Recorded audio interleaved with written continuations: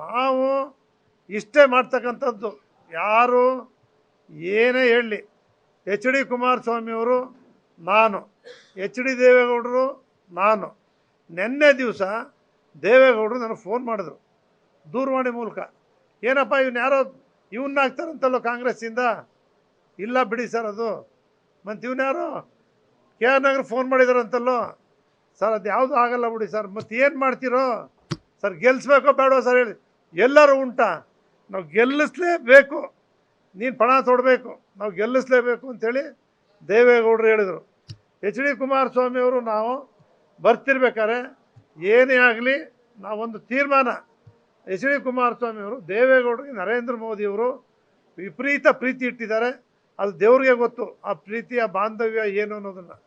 ಅವ್ರು ಅದಕ್ಕೆ ನಮಗೆ 5 ಕೊಡಿ 6 ಕೊಡಿ 10 ಸೀಟ್ ಕೊಡಿ ಹೊಡೆದಾಟನೇ ಇಲ್ಲ, ಪ್ರಶ್ನೆನೂ ಇಲ್ಲ.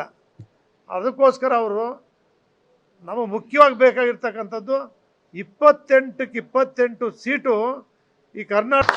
ನಾವು ಭಾರತೀಯ ಜನತಾ ಪಕ್ಷ ಈಗಾಗಲೇ 25 ಸೀಟ್ ಗೆದ್ದಿದ್ದಾರೆ. ಇನ್ನು ಎಕ್ಸ್ಟ್ರಾ 3 ಸೀಟು ನಾವು ತಗೊಳ್ಳೋದು 3 ಸೀಟು, ಹಾಸನ, ಮಂಡ್ಯ, ಕೋಲಾರ. ನಾವು 28ಕ್ಕೆ 28 ಸ್ಥಾನಗಳನ್ನು ಗೆಲ್ಲಿಸ್ಕೊಟ್ರೆ ಅಪಾರವಾದಂಥ ಈ ರಾಜ್ಯಕ್ಕೆ ಅನುದಾನ ಇರ್ಬೋದು, ಅದು ನೀರಾವರಿ ಇರ್ಬೋದು, ಏನೇ ಇರ್ಬೋದು, ನಾವು ಮನವಿ ಕೊಟ್ಟರೆ ಅದನ್ನು ಸಂಪೂರ್ಣವಾಗಿ ರಾಜ್ಯದ ಅಭಿವೃದ್ಧಿ ಆಗುತ್ತೆ. ಇಲ್ಲದೆ ಹೋದರೆ ರಾಜ್ಯ ಸಂಪೂರ್ಣವಾಗಿ ಹಾಳಾಗುತ್ತೆ. ಈಗ ಆಯಿತು, ಇನ್ನೇನು 10 ತಿಂಗಳಾಯಿತು, ಇನ್ನು 2 ವರ್ಷಕ್ಕೆ ಇನ್ನು 2 ತಿಂಗಳು, ಕೋಡ್ ಆಫ್ ಕಂಡಕ್ಟು 3-4 ತಿಂಗಳು ಏನೂ ಇಲ್ಲ, ಅನುದಾನ 1 ರೂಪಾಯಿ ಅಂತೂ ಏನೂ ಇಲ್ಲದೆ ಗುಂಡಿನೂ ಮುಚ್ಚಕ್ಕಾಗದೆ 1 ವರ್ಷ ಸರ್ಕಾರ, ಕಾಂಗ್ರೆಸ್ ಸರ್ಕಾರ ನಡೀತಾ ಇದೆ. ಕಾರಣ ತಪ್ಪು ಭಾರತೀಯ ಜನತಾ ಪಕ್ಷದ್ದು ಇದೆ. ಕಳೆದ ವಿಧಾನಸಭಾ ಚುನಾವಣೆಯಲ್ಲಿ ಅವರೇ ಒಪ್ಕೊಳ್ತಾರೆ. ನಾವು ದಕ್ಷಿಣ ಕರ್ನಾಟಕಕ್ಕೆ ಬಂದು ಹೆಚ್ಚು ಮತಗಳನ್ನು BJP ಪಡೆದು ಸಂಪೂರ್ಣವಾಗಿ JDSನ್ನು ಸೋಲಿಸಿದ್ದೀವಿ ಅನ್ನೋದನ್ನು ಅವರು ಕೂಡ ಒಪ್ತಾರೆ. ಅವ್ರಿಗೂ ಕೂಡ ಹಲವಾರು ಕಾರಣಗಳಿಂದ ಸೋಲುವಂಗೆ ಇಲ್ಲ ಭಾರತೀಯ ಜನತಾ ಪಕ್ಷ. ಅದಕ್ಕೂ ಹಿನ್ನಡೆ ಆಯಿತು, ನಮಗೂ ಹಿನ್ನಡೆ ಆಯಿತು. ಇದರ ಅರಿವು ನಮ್ಮ ಪಕ್ಷದ ನಾಯಕರುಗಳಿಗೆ ಚೆನ್ನಾಗಾಗಿದೆ. ಇದರ ಅರಿವು ನಮ್ಮ ಜನಕ್ಕೆ ಚೆನ್ನಾಗಿ ಮಂದಟ್ಟಾಗ್ಬಿಟ್ಟಿದೆ. ಈಗ ಹಿಂದೆ JDS BJP ಸೇರಿಬಿಟ್ರೆ ಹೆಂಗೋ ಅಂತಿದ್ರು, ಈಗ ಮೊದಲು ಸೇರಿ ನೀವು ಅಂತ ಶುರು ಮಾಡಿದ್ರು. ಜನಗಳಿಂದನೇ ಬಂದಿರ್ತಕ್ಕಂಥ ಕೂಗಿದು, ಮೇಲ್ ನಾಯಕರು ಹೊಂದಾಣಿಕೆ ಎಲ್ಲ ಇದು. ಈ ಸಾರಿ ನೀವು BJP ಒಂದಾಗಲೇಬೇಕು, ದಳ BJP ಕಾಂಗ್ರೆಸ್ಸನ್ನು ತೆಗಿಲೇಬೇಕು ಅಂತಕ್ಕಂಥ ತೀರ್ಮಾನಕ್ಕೆ ಜನ ಬಂದಿದ್ದಾರೆ. ಈ ಸಂದರ್ಭ ನಿಮಗೆ ಗೊತ್ತು, ರಾಮದಾಸ್ ಅವರು ಮಾತಾಡುವಾಗ ಹೇಳಿದರು, ಇದು ಭಾರತ ದೇಶಕ್ಕೆ ಕೊಡ್ತಕ್ಕಂಥ ಒಂದು ಸಂದೇಶ, ಕರ್ನಾಟಕ ರಾಜ್ಯಕ್ಕೆ ಕೊಡ್ತಕ್ಕಂಥ ಒಂದು ಸಂದೇಶ. ಕುಮಾರಸ್ವಾಮಿಯವರು ಹೊತ್ತು ಎಲ್ಲಿ ಮಂಡ್ಯದಲ್ಲಿ ಭಾಷಣ ಮಾಡುವಾಗ ಹೇಳಿದ್ರು, GT ದೇವೇಗೌಡರು, ನಾನಿನ್ನೂ ಎಲ್ಲ ಹೊಟ್ಟೋದ್ರು ಸಿದ್ದರಾಮಯ್ಯನ ಜೊತೆ MLAಗಳು ಒಬ್ಬರು ಉಳಿಲಿಲ್ಲ, ನಾನು ಒಬ್ಬರು ಕರ್ಕೊಂಡೋಗಿ ಕಲಾಮಂದಿರದಲ್ಲಿ ಘೋಷಣೆ ಮಾಡಿದ್ರು ಮುಂದಿನ ಮುಖ್ಯಮಂತ್ರಿ ಅಂತ. ಚಾಮುಂಡಿ ಬೆಟ್ಟ ಕರ್ಕೊಂಡೋಗಿ ಕಳಿಸಿದ್ರು, ನಾನು ಮುಖ್ಯಮಂತ್ರಿನೇ ಆಗೋದೆ.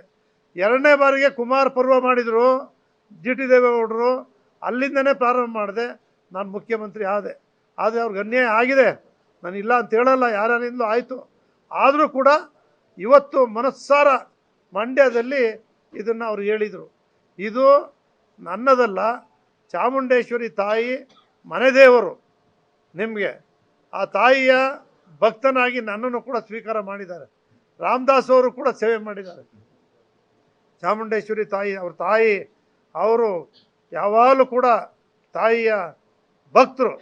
ಇಂಥ ಒಂದು ಸಂದರ್ಭದಲ್ಲಿ ನಮ್ಮ ಬಾಲರಾಜು ಕೂಡ ಅತ್ಯಂತ ಆತ್ಮೀಯ ಗೆಳೆಯ. ಒಂದು ಚೂರು ಅವನು ರಾಜಕಾರಣಿನೇ ಅಲ್ಲ, ಒಳ್ಳೆ ಹುಡುಗ, ಒಳ್ಳೆ ಹೃದಯ, ಒಳ್ಳೆ ಆರ್ಟು, ದ್ವೇಷ ಯಾರ ಮೇಲೂ ಮಾಡಿಲ್ಲ. ಅಂಥ ಪ್ರೀತಿಗೆ ವಿಶ್ವಾಸಕ್ಕೆ ಅರ್ಹನಾದಂಥ ಒಬ್ಬ ಅಭ್ಯರ್ಥಿಯನ್ನು ಇವತ್ತು BJP ಪಕ್ಷ ಆಯ್ಕೆ ಮಾಡಿಕೊಟ್ಟಿದೆ. ನಮ್ಮ ಮೈಸೂರು ಭಾಗ ಸ್ವಾತಂತ್ರ್ಯ ಹೋರಾಟಕ್ಕಿರ್ಬೋದು, ಕಾಂಗ್ರೆಸ್ಸನ್ನು ಪ್ರತಿಷ್ಠಾಪನೆ ಮಾಡೋಕ್ಕಿರ್ಬೋದು, ಭಾರತೀಯ ಜನತಾ ಪಕ್ಷಕ್ಕಿರ್ಬೋದು, ನೆಲೆಯನ್ನು ಕೊಟ್ಟಿರ್ತಕ್ಕಂಥ ಈ ಒಂದು ಮೈಸೂರು ಪ್ರಾಂತ್ಯ. ಈ ಮೈಸೂರು ಪ್ರಾಂತ್ಯದಲ್ಲಿ ಇವತ್ತು ನಮ್ಮ ಯುವರಾಜರು ಬಂದು ನಿಂತಿದ್ದಾರೆ. ಪ್ರಥಮವಾಗಿ ಇಲ್ಲಿ ಬಂದಿದ್ದಾರೆ, ನಿಮ್ಮ ಬಳಿಗೆ ಬಂದಿದ್ದಾರೆ, ಚಾಮುಂಡೇಶ್ವರಿ ಕ್ಷೇತ್ರದ ಮತದಾರರ ಬಳಿಗೆ ಬಂದಿದ್ದಾರೆ. GT ದೇವೇಗೌಡನ ಬಳಿಗಲ್ಲ, ನನ್ನ ಮೂಲಕ ಚಾಮುಂಡೇಶ್ವರಿ ಕ್ಷೇತ್ರದ ಮತದಾರರ ಬಳಿಗೆ ಇವತ್ತು ಅವ್ರು ಬಂದಿದ್ದಾರೆ. ನೀವೆಲ್ಲರೂ ತಿಳ್ಕೋಬೇಕು, ಬೇರೆ ಬೇರೆ ಏನೇ ಆಸೆ ಆಮಿಷಗಳು ಬರಲಿ, ಅವ್ರು ಕೊಟ್ಟಿರ್ತಕ್ಕಂಥ ಕೊಡುಗೆಯನ್ನು ನಾವು ಯಾರು ತೀರ್ಸೋಕ್ಕಾಗಲ್ಲ. ನಾವು ಕೂಡ ನಮ್ಮ ತಂದೆ ತಾತಿರು ಅನುಭವಿಸಿರ್ತಕ್ಕಂಥದ್ದನ್ನು ಒಂದು ಬಾರಿ ಈ ಬಾರಿ ಈ ಸಂದರ್ಭದಲ್ಲಿ ಋಣ ತೀರಿಸ್ತಕ್ಕಂಥದ್ದಕ್ಕೆ ದೇವರೇ ಚಾಮುಂಡೇಶ್ವರಿನೇ ಒಂದು ಅವಕಾಶ ಕೊಟ್ಟಿದ್ದಾರೆ ನಮಗೆಲ್ಲರೂ ಕೂಡ. ನೀವು ಯಾವತ್ತೂ ಚಾಮುಂಡೇಶ್ವರಿ ಕ್ಷೇತ್ರಕ್ಕೆ ಸೀಮಿತ ಆಗಿಲ್ಲ.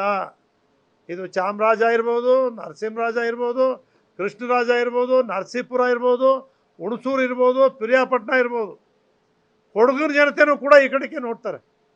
ಆ ರೀತಿಯ ಈ ಮೈಸೂರು ಪ್ರಾಂತ್ಯದಲ್ಲಿ ನಿಮಗೆ ನಮಗೆ ಎಲ್ಲೂ ಕೂಡ ಗೌರವ ಘನತೆ. ನಿಮ್ಮ MP ಯಾರಪ್ಪ ಅಂದರೆ ನಮ್ಮ ಮಹಾರಾಜರು ಅಂತೀವಿ ನಾವು. ನಿಮ್ಮ MP ಯಾರಪ್ಪ? ನಮ್ಮ ಯುವರಾಜರು. MLO ನಮ್ಗೆ ಹೇಳ್ಕೊಳಕ್ಕೆ ನಿಮ್ಮ MP ಯಾರಪ್ಪ ಅಂದರೆ ನಮ್ಮ ಯುವರಾಜರು. ಒಂದೇಟ್ಗೆ ಎಲ್ರಿಗೂ ಸಿಗದೇ ಇರ್ತಕ್ಕಂಥ ಗೌರವ ಸಿಗುತ್ತೆ. ಅವರು ಎಷ್ಟು ತಜ್ಞರಿದ್ದಾರೆ, ಎಷ್ಟು ಬುದ್ಧಿವಂತರಿದ್ದಾರೆ. ನಾನು ಭಾಷಣ ಮಾಡ್ತೀನಿ ಅಂತೇಳಿ ನಾನು ಬುದ್ಧಿವಂತ ಅಲ್ಲ.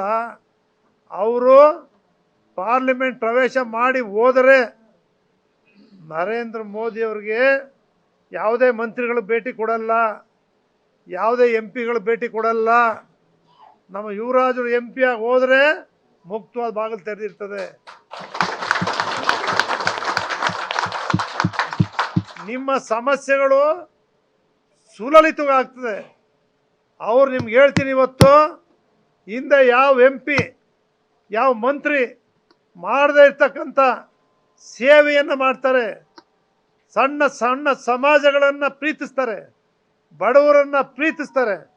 ಅವ್ರು ನೋಡಿದ ಮೇಲೆ ನಿಮ್ಗೆ ಅರ್ಥ ಆಗ್ತದೆ ಅವರು ಶಾಶ್ವತವಾಗಿ ಮಹಾರಾಜರಾಗಿ ಈ ದೇಶದಲ್ಲಿ ಮುಂದೆ ಅವರು ಒಂದು ದಿವಸ ಅಧಿಕಾರ ಅನುಭವಿಸ್ತಕ್ಕಂಥ ಅವಕಾಶ ನಮ್ಮ ಮೈಸೂರು ಬರಲಿ ಅಂತೇಳಿ ತಾಯಿ ಚಾಮುಂಡೇಶ್ವರಿ ಪ್ರಾರ್ಥನೆ ಮಾಡ್ತೇನೆ. ನ್ಯೂಸ್ ಫಸ್ಟ್ ನಿರ್ಭೀತಿಯಿಂದ ನಿಮ್ಮ ಪರವಾಗಿ.